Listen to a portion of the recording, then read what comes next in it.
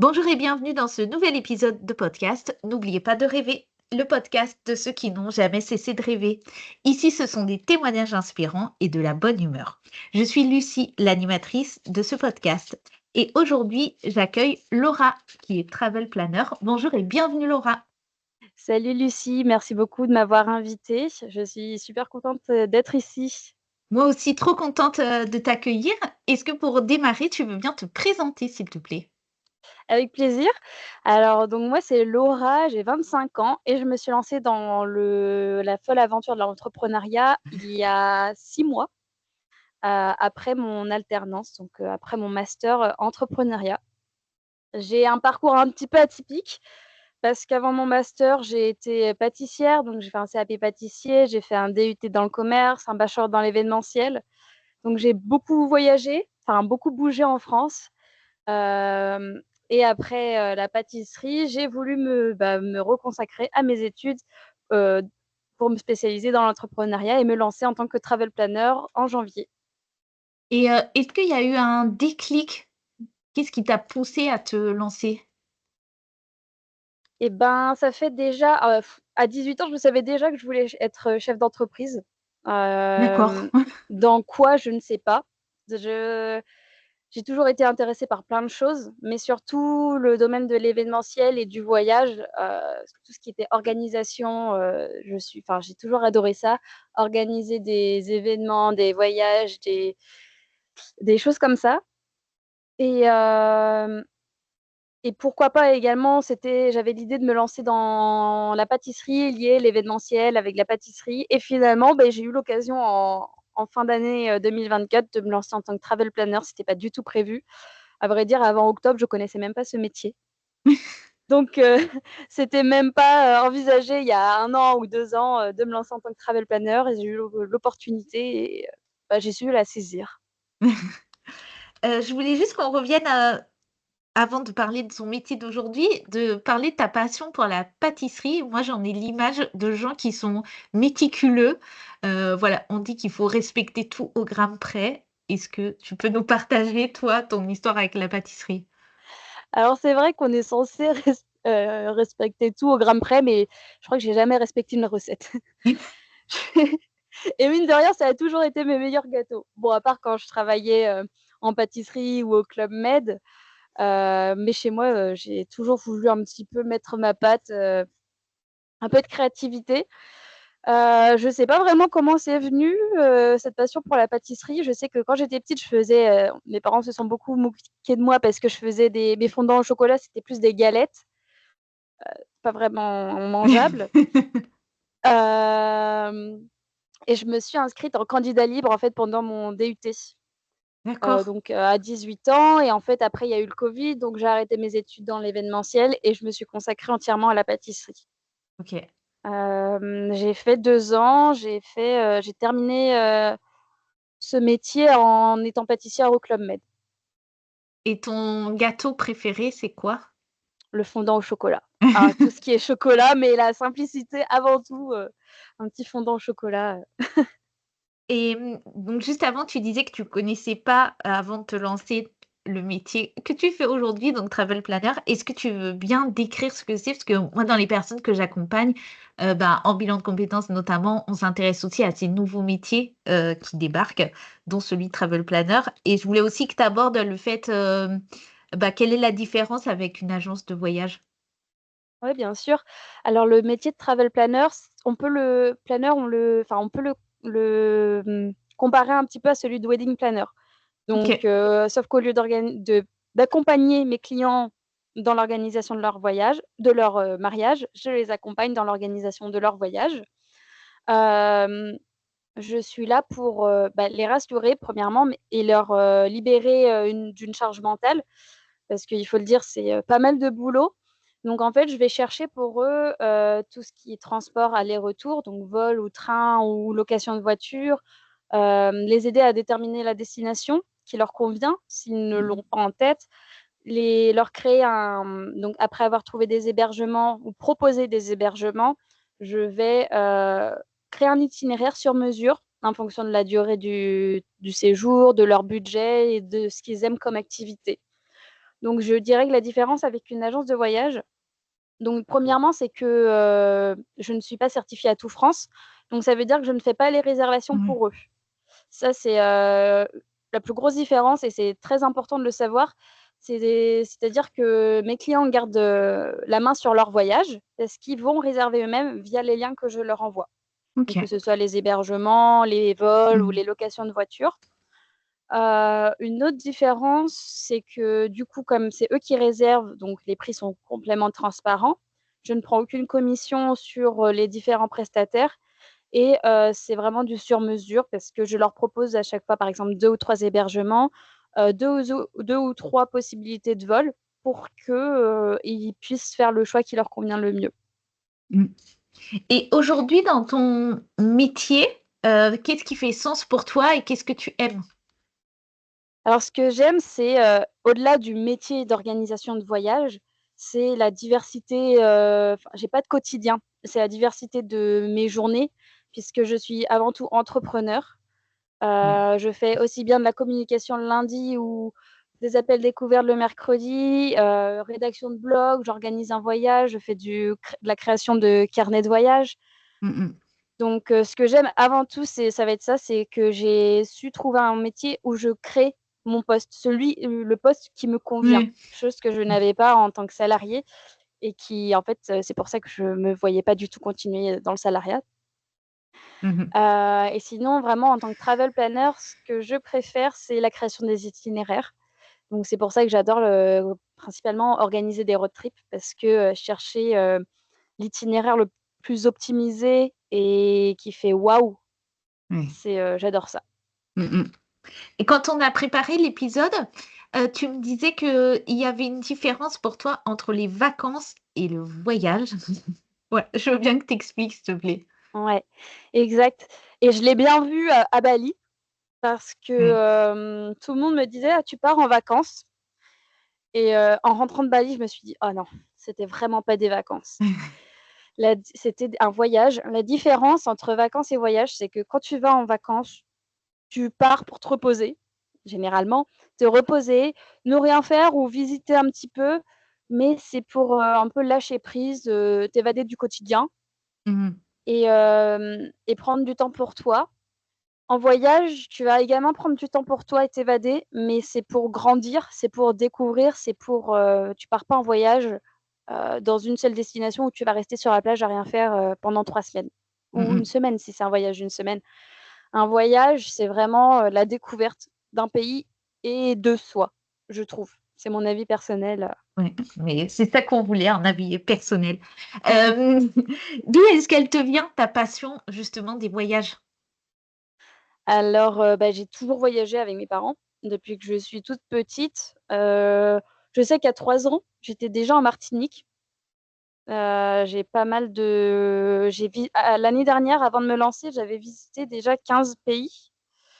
Hem, Maintenant je suis à 17 parce que j'ai visité le Portugal l'été dernier et Bali en mai, et j'étais jamais sortie de l'Europe par contre, à part, Maroc. Ouais.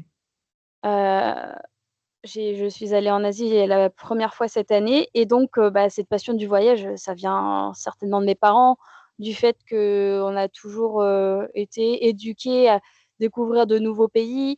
Hem, à 15 ans, j'ai été, 3 mois en Irlande pour étudier, donc Trop bien. en soi, c'était déjà ça, ce premier voyage solo, mais Ouais. je le considère pas comme un voyage, mais voilà, c'était mon premier échappatoire, seule. Donc je pense que cette passion du voyage, ça vient de mes parents. Est-ce qu'il y a un voyage qui t'a marqué en particulier? Bah, mon premier voyage solo, Mmh mh. c'était il y a 3 ans, c'était en mai 2022. Je suis partie pour la première fois toute seule, et pour la première fois en Italie et pour la première fois en road trip. Donc je suis partie seule en Sicile pendant 13 jours Ouais. et c'est celui qui m'a le plus marqué, qui m'a redonné envie de repartir seule parce que, j'étais partie pour des raisons, j'avais besoin de me retrouver avec moi-même après une mauvaise expérience professionnelle et donc je suis partie pour, retrouver mes valeurs, pour retrouver un petit peu savoir qui j'étais Mmh. Et puis j'ai fait, de superbes rencontres. J'ai enfin pu, ben, prendre, enfin juste me consacrer à moi seulement. Mmh. Et Voilà, est-ce que sans tu es prendre de revenue, avec des réponses justement de ce voyage? oui, des réponses et j'ai été rassurée aussi en revenant parce que justement aussi grâce à la en fait, j'ai découvert ce que c'était vraiment la liberté à ce moment-là. Enfin, j'ai commencé parce que je continue petit à petit d'avoir de nouveaux un nouveau con une nouvelle définition, je dirais. Ouais. Mais j'ai appris ce que c'était vraiment la liberté et et qu'on n'est jamais mieux servi que par soi-même, et apprendre à aimer être seul et à se retrouver seul pour pouvoir ensuite, être avec quelqu'un. Et j'ai rencontré une personne là-bas, donc une Française, qui était très mature aussi et qui m'a un peu, rassurée dans le fait de enfin, rassurée dans le fait que j'étais une personne, plutôt une bonne personne et qui m'a permis de retrouver mes valeurs. Et justement, tes valeurs, c'est quoi? Est-ce que la liberté en fait partie et c'est quoi ta définition? Parce qu'elle revient souvent, cette notion de liberté. Je vois ça depuis le lancement du podcast. Elle revient chez plusieurs invités, cette notion, mais avec chacun sa définition. Donc, si toi, tu veux bien nous partager la tienne. Alors, bah, oui, c'est, une valeur de plus en plus importante, à mes yeux. Pour moi, c'est, déjà se sentir léger. Depuis quelques mois, je me sens beaucoup plus libre, intérieurement et donc beaucoup plus légère et je Mmh. dirais que c'est savoir, être libre, c'est savoir c'est pouvoir prendre, les décisions qui nous correspondent, qui nous convient le mieux, hem et qui nous font du bien. OK. Et dans tes autres valeurs, qu'est-ce qui t'anime, toi?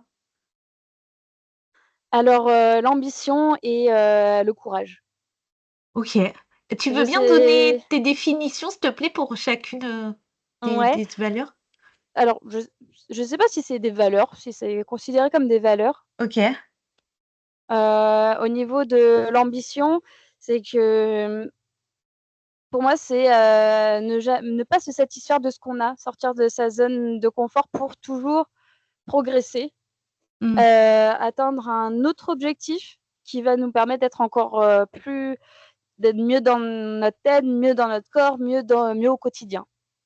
Mieux dans nos Hem, baskets. Mieux dans nos baskets, voilà, tout simplement.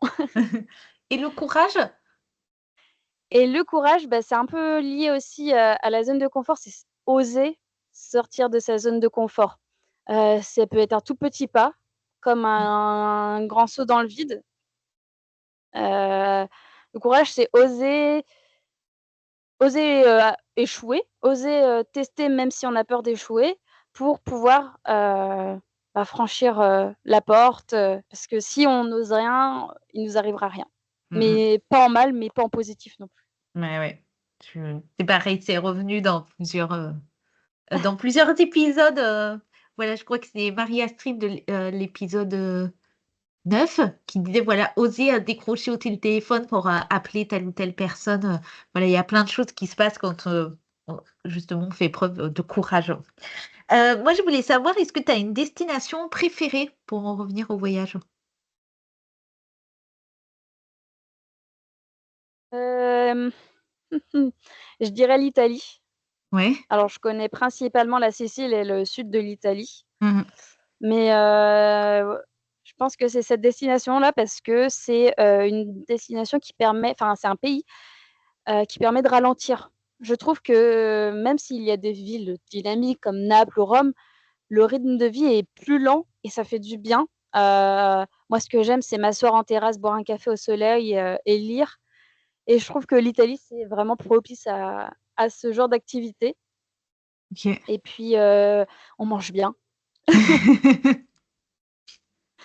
et les Italiens sont très gentils, enfin, sont accueillants. Mmh. Et pour en savoir plus sur le nord de l'Italie, il faut écouter l'épisode 6 avec Maëlys qui est partie en Erasmus Exact, dans le nord de l'Italie. ouais. Alors, je voulais aussi aborder avec toi, le côté voyage solo.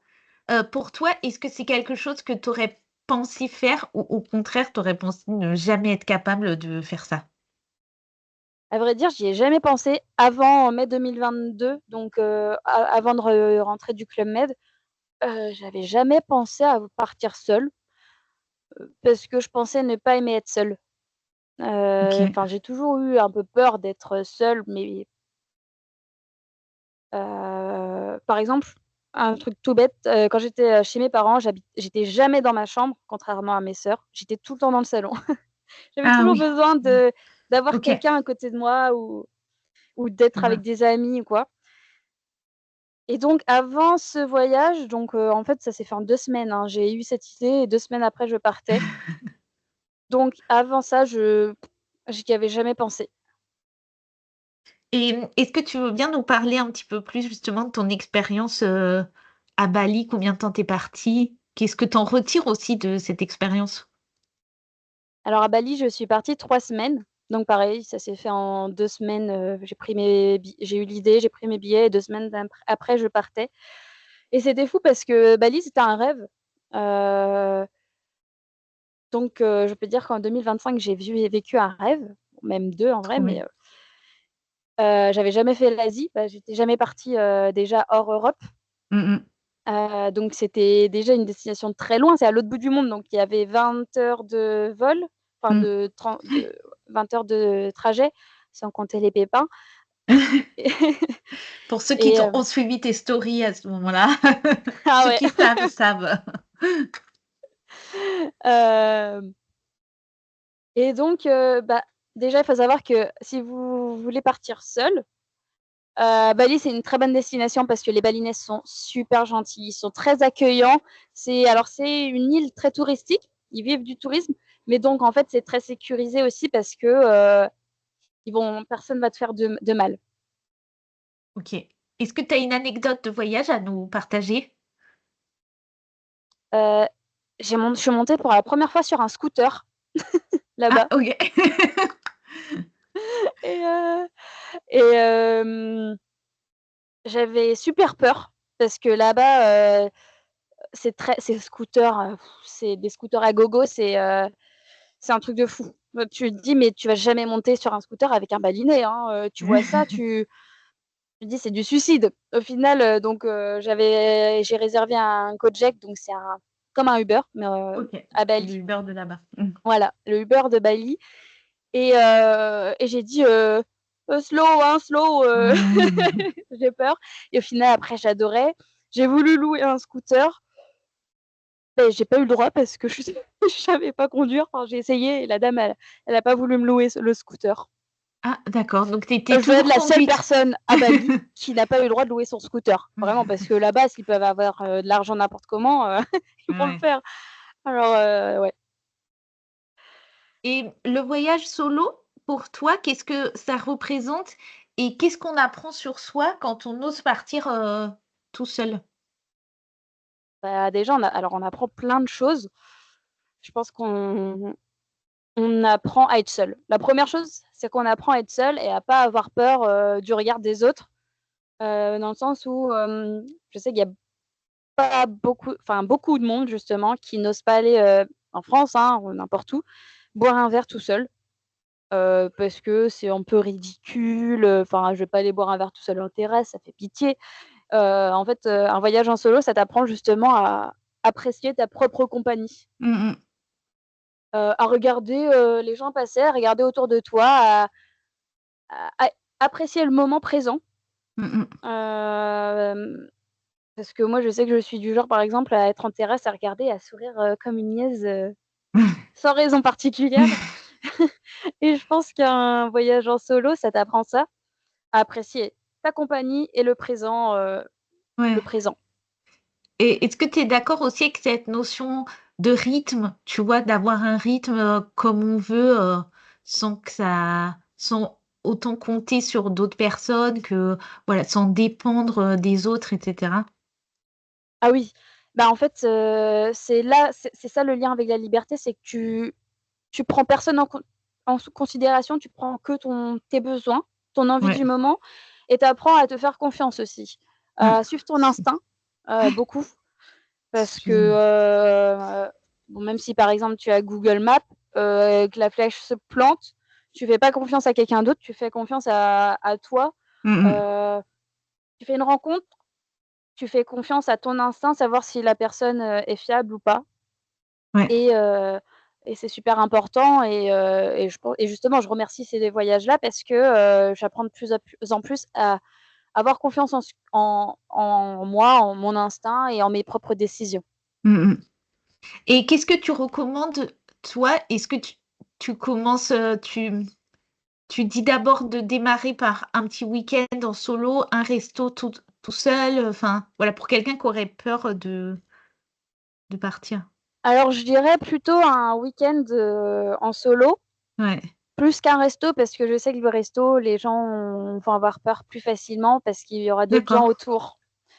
OK, Heu, Bah, j'aurais envie de dire d'aller au resto, mais peut-être dans une ville où tu ne connais personne. d'accord, Pas dans OK. ta propre ville parce que ça va être trop difficile, pour toi si tu as peur d'être seule et du regard des autres, aller au resto ou au bar dans ta ville où tu peux croiser des gens qui te connaissent. Je pense que ce sera très difficile pour beaucoup de Mmh personnes. mh. Partir dans une région de France, où tu connais personne, ou même où il y a peut-être moins de monde, je pense que c'est plus facile. OK. Il y a pas besoin de partir une semaine ou de partir à l'autre bout du monde pour faire un séjour, enfin une expérience en solo. Non et puis des fois, bah, c'est juste aussi, changer d'air et voilà, on n'est pas obligé de Ouais. partir effectivement 3 semaines à Bali pour démarrer. On peut aussi faire des choses simples, pas très loin Mmh de mh. chez soi. Ceux à qui ça fait peur, donc voilà. Bah, surtout bien et même si je sais que beaucoup n'osent pas voyager seuls par peur de la barrière de la langue, Ouais. rester en France ou même dans un pays limitrophe, francophone, Mmh Belgique, mh. Luxembourg, Suisse, ça peut C'est être, aussi une un piste. bon point de départ. Mmh mh. En dehors de ton activité d'entrepreneur, qu'est-ce que tu fais? Comment tu prends soin de toi aussi dans ton quotidien et comment tu équilibres le côté, vie pro, vie perso? Car c'est souvent un défi pour les indépendants. Alors, bah, j'ai quitté le salariat, j'ai que 25 ans, j'ai pas bossé énormément, mais j'en avais déjà ras-le-bol du salariat, même de l'alternance. Je l'ai quitté justement pour avoir un bon rapport, qualité vie pro et perso. Mmh mh. Heu, Ce qui est difficile en tant qu'entrepreneur et je l'ai remarqué du coup depuis 6 mois, c'est que c'est difficile de couper totalement, Ouais. quand je pars en vacances ou en voyage. Alors pour l'instant, j'ai jamais réussi à couper. On pense forcément, à son boulot, mais il pour lâch il f je me force enfin je m'oblige. Non, je m'oblige pas vraiment parce que j'ai besoin de lâcher, d'aller faire du sport. Donc Ouais. je fais du sport, je sors beaucoup avec les copains. Tous les week-ends, je vois du monde OK. et heu et voilà, sport je suis, aussi dans une association, d'entrepreneurs. Ouais. Bah, je veux bien que tu nous en parles de ce réseau. Qu'est-ce que ça t'apporte et pour quelles raisons tu as décidé d'en faire partie? Alors j'ai rejoint Guingamp Business, qui est une association, de chefs d'entreprise, à Guingamp, Mmh. dans ma ville.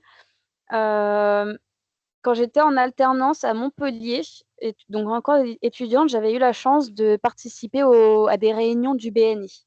Donc D'accord. qui est un autre groupe, pour ceux qui ne savent pas, c'est un autre groupe d'entrepreneurs, mais un très grand groupe. C'est un groupe international, donc dans Mmh. beaucoup, beaucoup de villes, il y a ce groupe.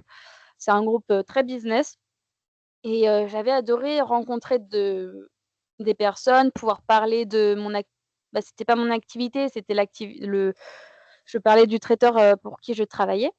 Mais donc je me suis dit: «Le jour où je me lance, je voudrais absolument faire partie d'une association comme ça, où Mmh je peux mh. rencontrer d'autres entrepreneurs pour, déjà pour développer mon réseau». Faut le dire, ça sert aussi à ça, mais Ouais. en plus pour, se sentir moins seul. Moi, je travaille de chez moi, Mmh mh. donc la journée, je ne sors pas ou peu et donc ça fait du bien aussi d'avoir ses copains, entrepreneurs, tous les vendredis matins Voilà. et On du leur coup, fait j'ai un re coucou à tous les membres. ouais. Coucou, Guingamp Business et hem Et du coup, là, j'ai intégré il y a quelques mois et je me suis impliquée en plus dans la ges un peu en tant que secrétaire, heu, gestion des réseaux sociaux, de la communication parce que je voulais pas juste, être membre de l'asso, je voulais aussi prendre part, à l'organisation des réunions, d'afterwork, d'événements et cetera. Mmh. Trop bien. Je voulais aussi maintenant que tu nous parles de tes projets pour la suite. Quand on a préparé l'épisode, tu m'as parlé de plusieurs choses, peut-être de vouloir faire un grand voyage en mode digital nomade, les conférences, peut-être lancer aussi ton podcast un jour. Donc voilà, c'est quoi tes projets et tes rêves pour la suite? Alors c'est vrai que les conférences, moi j'adore, parler en public. Ouais. Quand je faisais mes études encore, il y avait ce cours, de parole en public, j'adorais ça et puis, donc ça, ce serait un de mes rêves, un de mes projets futurs de pouvoir, faire des conférences. Je sais pas encore sur quoi. Je OK. pense parler de mon expérience, me sentir éligible pour, partager mon expérience, mon parcours, et cetera et un podcast également, un petit peu dans le même but. D'accord. Ouais. Pas forcément que le voyage? Non. OK. Non, pas que le voyage, parce que ce qui m'anime le plus, c'est l'entrepreneuriat. Mmh. OK. Mais trop bien. Et ton projet de vouloir, bah, travailler depuis l'étranger peut-être? Et ben, en fait, quand je suis allée à Bali, donc à Bali, il faut savoir, il y a beaucoup de digital nomades, Ouais. beaucoup de Français, Françaises qui partent là-bas pour, travailler parce qu'en fait, ça coûte pas cher. Les logements sont vraiment pas chers, et il y a une qualité de vie où, en fait, on travaille, mais en même temps, après, en fin de journée, je sais pas, on va se baigner, c'est différent. La dynamique est très différente et si j'étais, digital nomade, par la suite, ce serait en Asie aussi, je pense, mais ça me permettrait, en fait, de visiter plusieurs pays, de refaire un peu Bali pour voir les coins que j'ai pas pu voir en 3 Mmh semaines mh. et surtout faire la Thaïlande qui est, je pense, le pays que je veux le plus faire, en Asie pour le moment, donc faire, Thaïlande, Philippines, Sri Lanka et donc voyager un petit peu comme ça en restant un mois, dans les différents pays. Et c'est quelque chose que tu projettes, à court terme, à moyen terme, à long terme? Ben, je dirais à moyen terme, pas à long OK. terme parce que je pense que il faut le faire maintenant. Mmh mh. Si après ce sera peut-être trop tard. On ne sait pas ce qui nous réserve, une vie de famille ou quoi, Ouais. OK. vaut mieux que le faire assez jeune ou quand on a envie et pas attendre, se dire: «Ouais, mais» bah, quand je suis partie à Bali, j'ai hésité quand même, j'ai hésité et je me suis dit: «Mais en fait, pourquoi non? Enfin, pourquoi je n'irais pas?» et j'ai pas vu de contre, donc voilà. Donc à ce moment-là, j'ai pris mes billets. OK. Est-ce que tu aurais 3 conseils à partager pour quelqu'un qui hésite à partir en solo? Très bonne question. Mmh, Merci. l le 1er, hem, ce serait, bah, on en a un petit peu parlé tout à l'heure, ce serait commencer simple. Ouais.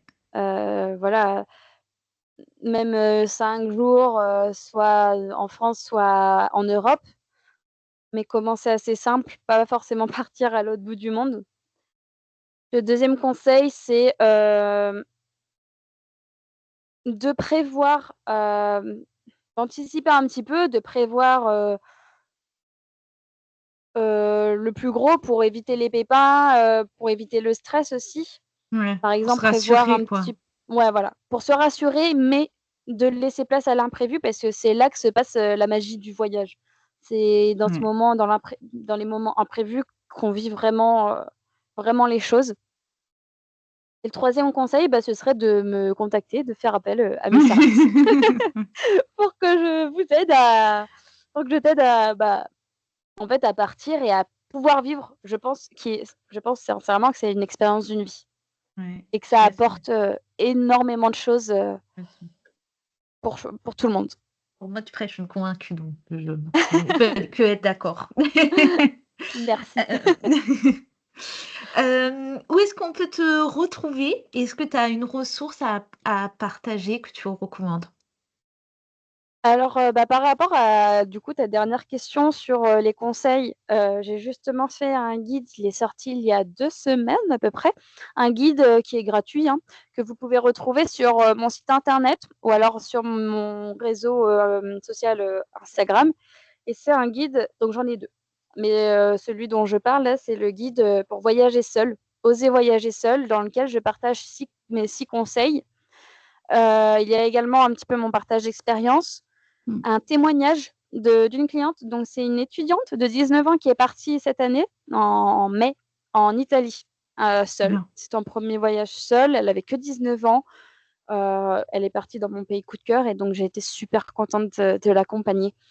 Donc il y a son témoignage et en plus, un petit bonus, un quiz qui est fait, donc 10 questions qui vont te permettre de trouver, de définir une destination qui te correspond en fonction de si tu veux plus une destination calme, une destination où tu peux rencontrer du monde facilement, voilà. Trop bien. Et il me vient une question que je ne t'ai pas encore posée avant qu'on conclue cet épisode. Tu disais que ta passion, c'est vraiment l'entrepreneuriat. C'est une question que je pose souvent à des invités. C'est qui tes modèles à toi? Qui t'inspire? Est-ce que tu as un modèle de réussite? Une personne inspirante, que que tu peux Mmh, suivre, par exemple, sur les réseaux ou pas? heu, alors inspirante, j'en ai beaucoup. Je sais que là, j'ai pris une de ses formations, c'est une entrepreneuse jeune aussi, à 26 ans, elle est devenue, très performante, Alice Cat Designer. OK, je vois qui c'est. Je la taguerai, Ouais, donc j'ai pris sa formation là justement, ce qui m'inspire, c'est qu'elle reste naturelle. Alors elle a beaucoup de succès, elle travaille avec des très grands groupes. Elle est très disponible, par message, par commentaire, et elle est, solaire, cool. et ça montre, que même en tant que quand on est entrepreneuse et qu'on à succès comme elle, et ben, on peut rester, naturel, solaire, et en fait, qui on est.